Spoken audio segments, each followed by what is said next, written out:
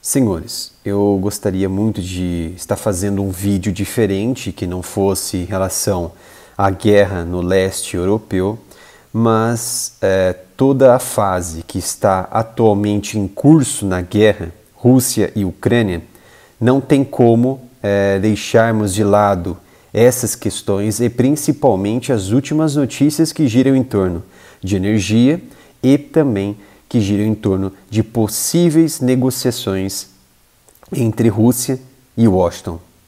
Então, eu não podia me desvencilhar destas questões e não fazer uma análise em relação a isso. Claro que tem outras questões que estão em pauta no mundo neste momento, principalmente de armamentos, e até mesmo a ânsia de Washington em realizar novos acordos, tratados, renovar tratados nucleares com a Rússia, só que nesse momento é importante a gente também focar nessa questão desse conflito que está em uma fase avançada.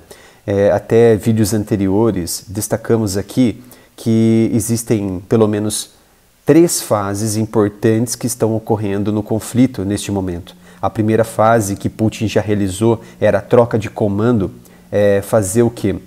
Uma desconcentração de várias áreas que estavam dominadas por diferentes oficiais dentro daquelas áreas em disputa anexadas por Putin da Ucrânia e concentrar somente um general muito conhecido e amigo de Putin e linha dura, que logo após assumir o comando, que foi a partir da destruição daquela ponte de Kerch na Crimeia, ele adotou medidas muito estratégicas e muito agudas, inclusive começou a bombardear toda a Ucrânia. Então ele é um indivíduo de linha dura, que tem uma estratégia diferente dos outros comandos. E a segunda fase que a Rússia já entrou, que está em curso, que são esses bombardeios não convencionais, táticos, não nucleares. Então, todo esse aparato bélico se situa na segunda fase de estratégia de você destruir infraestruturas importantes de comunicação, energia, eletricidade, água, para diminuir que voluntários possam se reagrupar junto com os militares ucranianos, para que eles fiquem em uma desvantagem naqueles núcleos que eles protegem, eles protegem determinados edifícios, que fazem alguma ponte de hospitalar, alguma ponte ali de reabastecimento, de reparos de produtos danificados, dispositivos de guerra danificados da Ucrânia e assim por diante. Então, isso retarda o fortalecimento das forças ucranianas para tentar algum contra-ataque ou algo do tipo. E também aqueles centros de comandos e controles, principalmente de artilharia, aqueles que realizam lançamentos de mísseis contra alvos russos. Então, esta é a fase. E a terceira fase, que ainda não começou, é claro, e que também está longe de acontecer, é preciso realmente alguma coisa uma novidade muito forte, que são os ataques nucleares por Putin. Isso realmente ainda não alcançamos. E um fato que a gente precisa analisar as possibilidades de acordos que estão para acontecer. Mas antes, vamos falar sobre a questão do gás, sobre a questão energética. Vocês se lembram que o Nord Stream ele foi destruído, possivelmente por uma sabotagem através de bombas que foram colocadas possivelmente internamente nesses gasodutos, explodiu e, enfim, o Nord Stream e o Nord Stream 2, eles ficaram à deriva, vamos dizer assim, com vazamento. Agora foi cessado por conta da redução do fluxo e cessação e anulação deste fluxo. E até o serviço secreto alemão, o serviço de inteligência, falou que essa destruição ela não tem como ser reparada, mas a Rússia falou que sim, tem como ser reparada, porém seria mais vantajoso, mais rápido, porém ela não falou o preço, construir um novo gasoduto, não um Nord Stream, mas um novo gasoduto no Mar Negro. Então é uma questão que a gente vai tratar neste momento aqui no vídeo. Então, vamos tratar sobre a Rússia que está pronta para negociar com o Ocidente, A Rússia anuncia a possibilidade de um novo gasoduto no Mar Negro e Putin disse que o Ocidente não precisa recusar cooperação energética com a Rússia. Então, vamos começar com Putin. Ele descreve, né, que o Ocidente ele não precisa descartar nenhuma cooperação com a Rússia. Por quê? Os países ocidentais eles aumentaram a pressão de sanções em Moscou para que essas nações não façam mais contratos energéticos com a Rússia. Só que isso é muito penoso para eles mesmos, porque eles não conseguem suprir toda a demanda, mesmo contratando serviços externos que vêm, por exemplo, de contratos com os Estados Unidos, através de distribuição de GNL, ou gás natural liquefeito, por vias marítimas, e fica muito caro e demorado. Então eles precisam de algo mais para já. E eles possuem reservas, mas essa reserva ela tem um esgotamento, que a hora que chega o inverno, as consequências são muito mais drásticas, porque você vai ter que fazer uma espécie de racionamento agora e também no inverno você vai fazer um racionamento. Isso é óbvio. Então, por isso que eles precisam correr. E Putin, segundo ele está oferecendo a possibilidade de que esses contratos sejam renovados e novos contratos sejam feitos para essas nações se protegerem do inverno. E ele falou que o Ocidente não precisa recusar. No entanto, isso já se transformou em problemas econômicos na Europa, causando um forte aumento dos preços dos combustíveis e alimentos. E já vimos isso também que está acontecendo na França. Greves de caminhoneiros, falta de combustíveis, principalmente de gasolina. Isso também se deve também à diminuição da produção de combustível, de petróleo, em torno de 2 milhões de barris dia da Arábia Saudita. E isso conflui para o aumento dos preços, porque você vai ter uma diminuição da oferta e a demanda ela continua a mesma, ou vai até aumentar.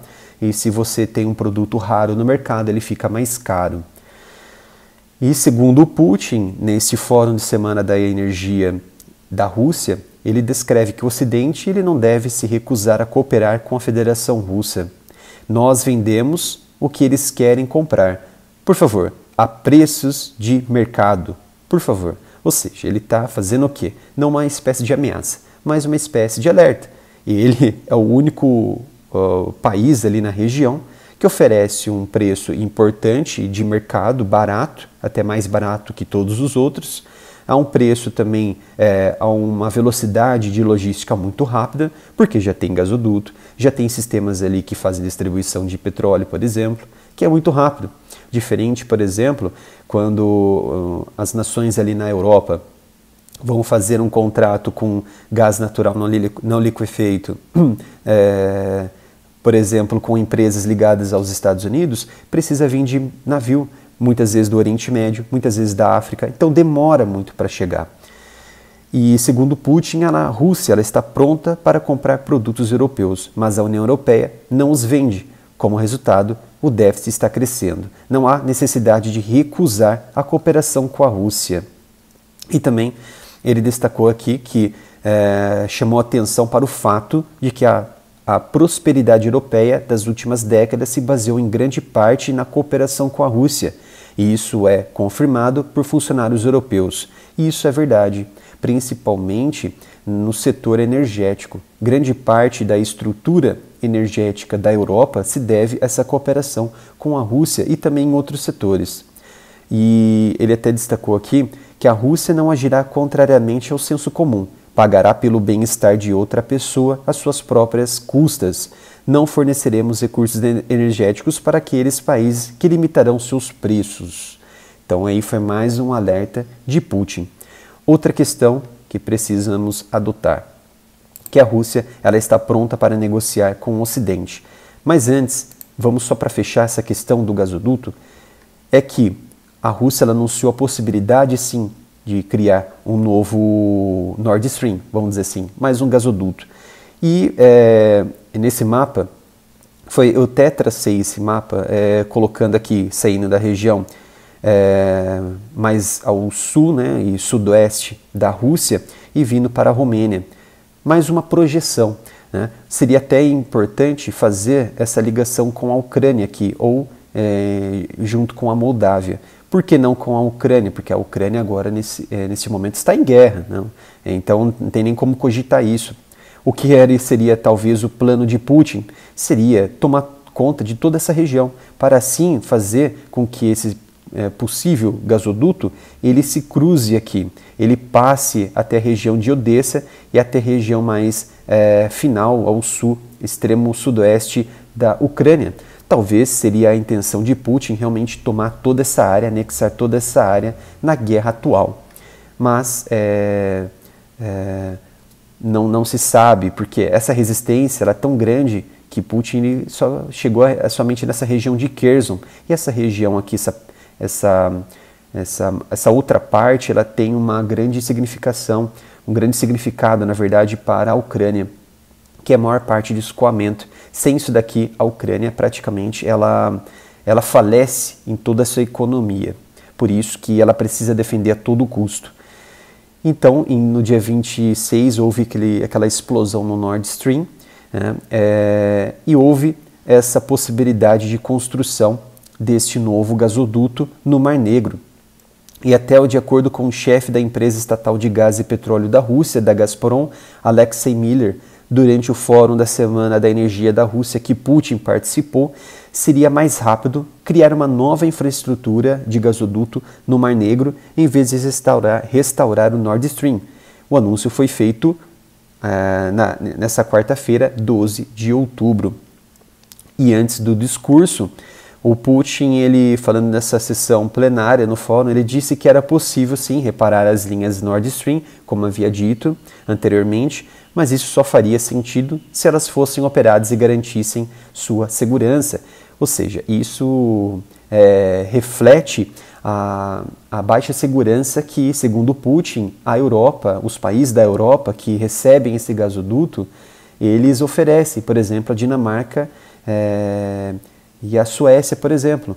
Então, eles estão oferecendo pouca possibilidade de segurança para o gasoduto. Então, segundo Putin, não convém reparar esse sistema, sendo que não há segurança apropriada para mantê-lo.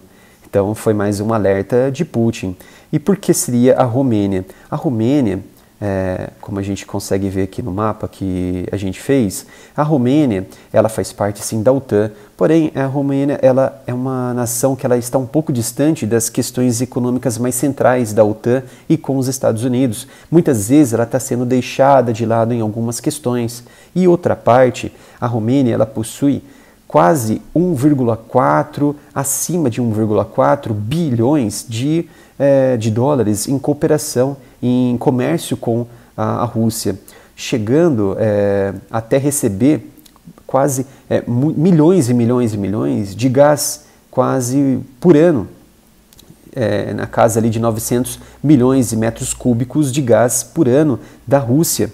Então ela se comporta como uma nação, um cenário, uma nação muito importante em que, como ela tem essa cooperação com a Rússia, e principalmente no gás, pode se beneficiar ainda mais com um gás mais barato, com um gás mais rápido, e que ela pode oferecer ainda mais para a Romênia, a Rússia, mais de 900 milhões de metros cúbicos de gás, porque ela precisa pegar de outros setores para suprir sua necessidade. E com um gasoduto ali na região, observado também o enfraquecimento que ela possui neste bloco, que é a Organização do Tratado do Atlântico Norte, ela tem uma ligação um pouquinho complicada com os Estados Unidos. É claro que não deixa de se relacionar com eles. E também a questão que ela pode baratear esse gás é uma possibilidade dela ser uma candidata a receber esse possível novo gasoduto. Mas isso são somente questões que a gente coloca aí no papel, vendo todo o cenário, né, esse histórico entre essas nações e essas relações entre Rússia, Romênia, ou Bulgária, Rússia, ou a parte ali mais região sudoeste da Ucrânia com a Rússia. Enfim, são questões que precisam ser melhor discutidas. Então, aqui por final, para finalizar, que a Rússia está pronta para negociar com o Ocidente através da Turquia como intermediadora. Negociar o quê? Ainda é uma questão muito controversa, né? A gente está vendo aqui Putin e Erdogan, numa reunião que ocorreu em Astana com o presidente Putin e o Erdogan. Formalmente, eles apresentaram propostas para possíveis negociações entre a Rússia e o Ocidente. Ou seja, o Ocidente seria quem? Washington, Moscou e Washington. Por quê? A guerra ela está muito penosa. Sabemos que a guerra ela já está numa situação muito delicada, em que é necessário você sentar à mesa de negociações, principalmente as grandes potências, sentarem e negociar o que vai acontecer daqui para frente. Por exemplo, o anúncio foi feito em 12 de outubro, que aos jornalistas que estavam presentes ali do Estado russo, junto com o chefe do Estado russo, que é o Yuri Ushakov. Yuri Ushakov, ele sugeriu que os turcos oferecessem mediação nessas negociações que poderão ocorrer em Istambul ou em Ankara.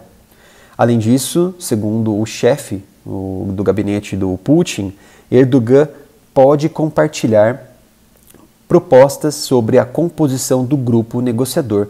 A Turquia, ela sempre foi uma importante intermediadora nas questões ali da Rússia, porque ela tem uma grande participação na economia russa e nas relações com Putin, pessoalmente, principalmente Erdogan. Então, em 22 de julho deste ano, em meio a esse embate, esse conflito, e com os grãos presos na região do Porto de Odessa, nos outros portos ali da Ucrânia, a nação ela precisava o quê? Escoar esses produtos, senão eles poderiam apodrecer. E também todos aqueles silos que estavam já reservando esses grãos, já não tinha espaço para outros que estavam vindo da safra passada. Então eles da safra atual. Então eles precisavam escoar para receber esses novos grãos. E eles não tinham o que fazer, tinham que entrar em negociação. E também veio a possibilidade, segundo o Ocidente, Estados Unidos, Ucrânia, Reino Unido, que esses grãos seriam para abastecer aquelas nações que estavam passando fome, aqueles povos na África, povos no Oriente Médio. Mas isso, no papel, é bonito, é lindo. Porém, na prática, isso não aconteceu. Até mesmo a Rússia ela apresentou um relatório que mostra isso, que grande parte dos navios que saíram da Ucrânia, grande parte não foi para a África e o Oriente Médio. Foi para onde? Foi para a Europa, foi para os Estados Unidos, foi para o Reino Unido. Isso demonstra o quê? Que essa intenção de negociar o acordo de grãos intermediado pela Turquia, aprovado pela Ucrânia e pela Rússia, num esforço de cooperação para diminuir a tensão da guerra, abasteceu somente o governo dessas nações no Ocidente, na Europa, para diminuir a impopularidade que a população dessas nações a impopularidade estava crescendo pelo aumento dos preços dos alimentos, pela escassez dos alimentos e também pela imagem desses governadores e principalmente pelas propostas eleitorais que estavam ocorrendo na Europa. França, Itália, por exemplo, agora que um governo mais de direita importante assumiu o governo, e isso que fez que mudasse o eixo. Quando chegaram os grãos, os preços diminuíram, estabilizaram, os produtos estabilizaram e a impopularidade desses governantes foram diminuindo. Então foi tudo jogo de narrativas e jogo também geopolítico e diplomático neste momento. Então a Turquia ela tem um grande papel intermediadora, provavelmente não vai sair nenhuma negociação de paz neste momento, mas a possibilidade da Turquia, da Rússia, perguntar aos Estados Unidos o que eles querem também com esta aliança muito forte com a Ucrânia. mandando equipamentos. O que eles querem? Eles querem o quê? Enfraquecer a economia da Rússia, a ponto dos Estados Unidos assumir totalmente todos os setores que a Rússia faz domínio neste momento, ou os Estados Unidos querem proteger toda a Ucrânia, englobá-la junto na OTAN, mesmo em guerra, e isso vai dar respaldo para o artigo 5º e assim iniciar um novo conflito. Não se sabe ainda, não se sabe se ao certo, se haverá negociações em relação à questão energética ou realmente uma questão de paz. Então a Turquia, neste momento, vai ser uma grande célula, um grande agente que vai intermediar essa questão para assim promover soluções ou não. Mas tudo indica que haverá soluções para questões mais brandas, mas para questões mais complexas, como o fim do conflito, talvez isso não seja possível neste momento. Ainda é muito cedo para tratar sobre essa questão por conta dos últimos bombardeios da Rússia, que pode quebrar qualquer tipo de possibilidade de negociação. É necessário que diminuir as hostilidades ali no campo de batalha para assim tentar negociar alguma coisa com essas potências. Mas é um grande passo que Estados Unidos provavelmente vai aceitar negociar, sentar na mesa ali de negociação com a Rússia, Turquia, até mesmo a ONU, para fomentarem alguma possibilidade de negociação. Pessoal, o vídeo ficou um pouquinho estendido, mas foi importante debater sobre esses assuntos. Não se esqueçam de se inscrever aqui no canal, ativar o sino de notificação, curtir o vídeo, compartilhar, comentar sobre essas questões, o que vocês acham dessa negociação, quais as possibilidades disso acontecer, uma paz, um acordo de paz, o que vocês acham. Escrevem aí no canal, nos comentários deste vídeo. E também curtem o vídeo para o YouTube entender que vocês estão gostando e recomendar para outras pessoas. Vão até no Twitter, no Instagram, pelo @áreamilitaroff, sigam lá o canal e também, se for possível, darem qualquer valor para a nossa chave Pix, que é o canal areamilitaroff@gmail.com. Até o próximo vídeo.